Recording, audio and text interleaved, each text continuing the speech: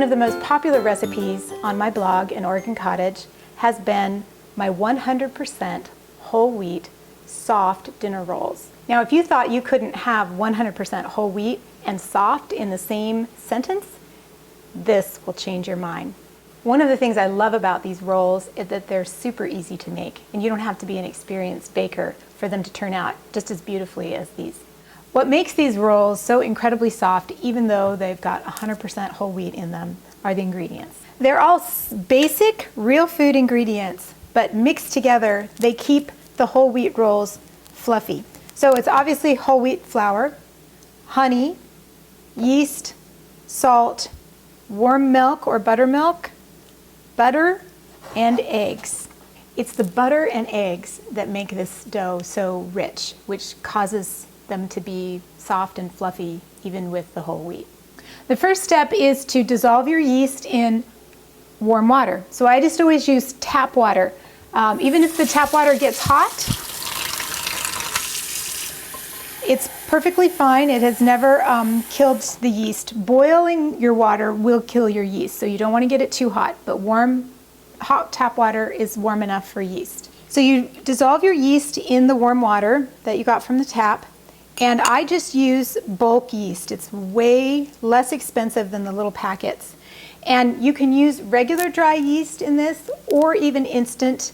Technically, you don't have to dissolve instant yeast, but no matter what kind of yeast, I always do this step just to ensure that my recipe stays the same as I've always done it. I use a whisk to dissolve the yeast in the water. It works really well, much better than a fork. A fork will just, for some reason, the yeast just clumps around a fork. So whisk your yeast into your water. The next step is to cream the softened butter and honey in your mixer. I have a KitchenAid mixer. It's a Pro 500 series that I bought a few years ago as a refurb, and I really like it, although I don't think they make this model anymore. I would get the 600 Pro series now. And it's important to get the bigger models of mixer when you're working with 100% whole wheat flour, because they are much harder on the machine's motor. Then add the eggs one at a time, mixing well after each egg addition.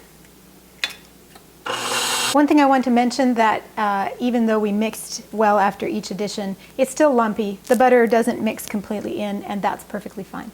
Okay, your yeast now will have already started to bubble, and I wanted to mention that you should always put, even though it calls for a cup of yeast, to make sure that your measuring cup is bigger than 1 cup, because it will start to bubble and grow, sometimes even more than this, and you don't want it to overflow your container. Now we just add our milk and our yeast mixture to the creamed eggs, honey, and butter in the bowl.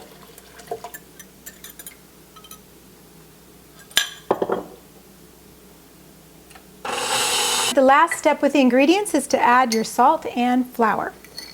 So it's 1.5 teaspoons of salt, and you do not want to forget the salt on bread. It's very, very important for a flavorful end product.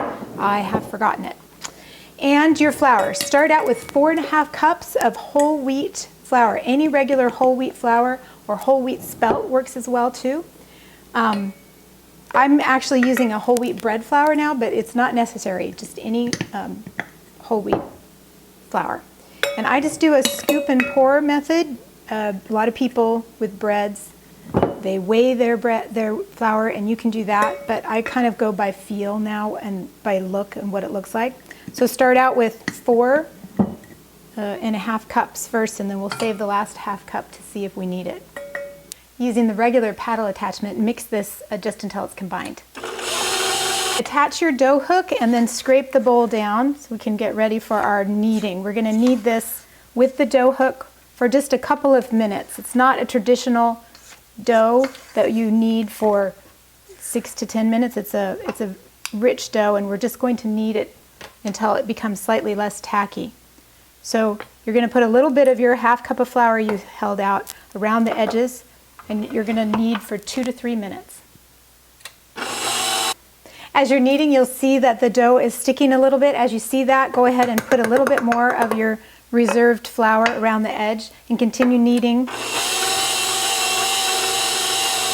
Scrape if you need to. One of the things with this dough that is a bit tricky is that it's a very moist dough. That's why they're soft and fluffy. If you add too much flour, they will not turn out. I've had many people tell me that. So only use if your dough is sticky after your half cup has been added and you've kneaded it. If it's still really sticky, go ahead and add a bit more flour, maybe up to 2 tablespoons, just a tablespoon at a time, and then knead it a bit more. Okay, I've added about 2 and a little more tablespoons of flour, and as you can see now, I've kneaded it a bit more, and it's now coming away from some of the sides of the bowl. And that's what we want, not everything sticking. It's still sticking on the bottom, but not the actual sides around the sides. So go ahead and scrape that. Also, another way to test is you can feel it and it doesn't really stick to your fingers. So that's another way to test. It is sticky, you'll feel residue, but it's not sticking to your fingers. This is good, we're ready to go.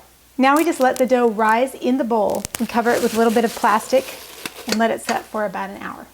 So now, after an hour, your dough should be close to the top of your pan and we're ready to shape our rolls. I use a floured towel to shape my rolls on, and what I wanted to mainly see, for you to definitely see, is that the dough, it's fluffy, it's not sticking to my hands, but it doesn't roll out of the pan. If it rolled out of this, or the bowl, if it rolled out of the bowl, it would be too much flour.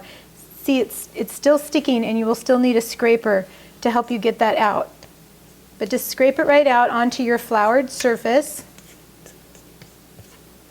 and we'll start shaping. Okay, so the dough is a little sticky still. It's okay to take some flour and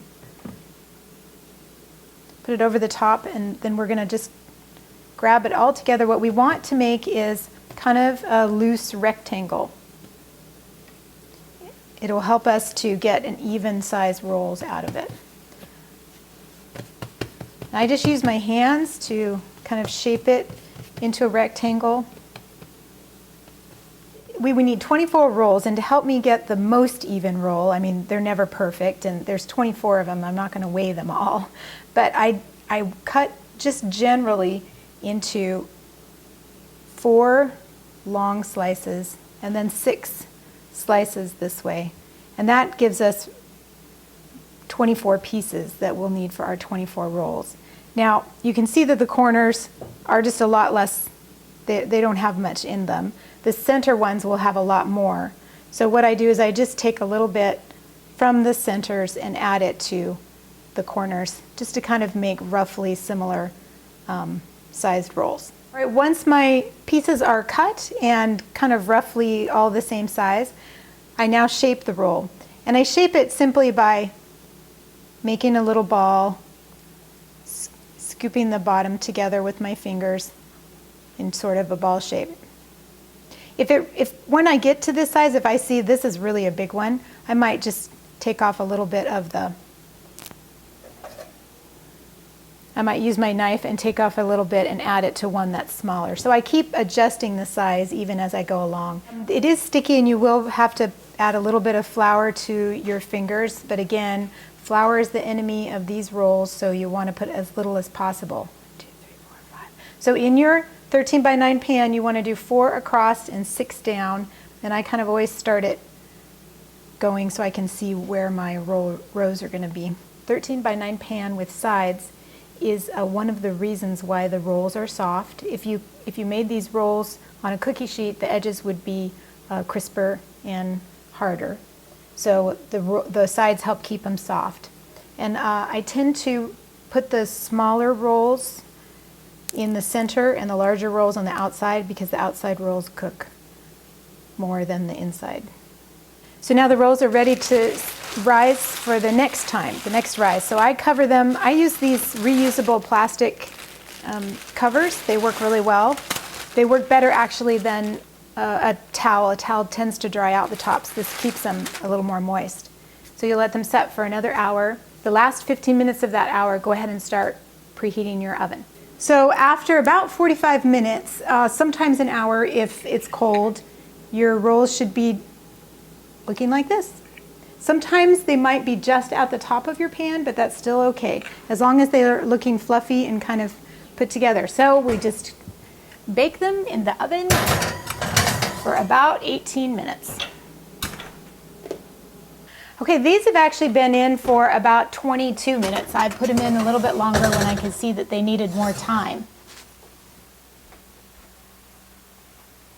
When they first come out of the oven, I do like to just brush them with butter. I kind of take a soft cube and just kind of go all over there. And you can see that these really rose a lot more than they normally do. And it doesn't matter. If you've been baking bread for many years, it still is, sometimes there's an odd thing that happens, and these happen to rise a lot more than they normally do. Okay, once your rolls have cooled, I just cool them in the pan a little bit.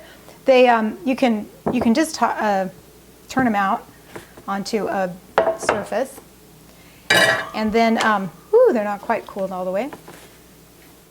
And you want them nice and just a little bit warm, served a little bit warm. They're perfect. The recipe makes 24 rolls, which is usually too much for what we need unless it's a huge family gathering at the holidays.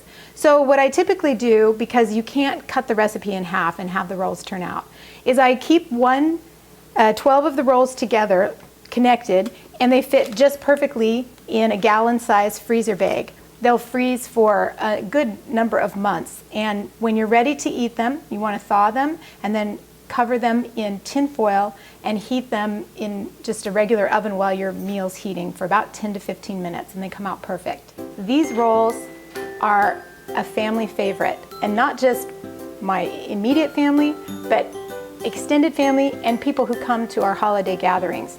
I've been told that they've dreamt about these rolls. They're that good. They're soft, fluffy, and they will make you not even realize that you're eating 100% whole wheat rolls.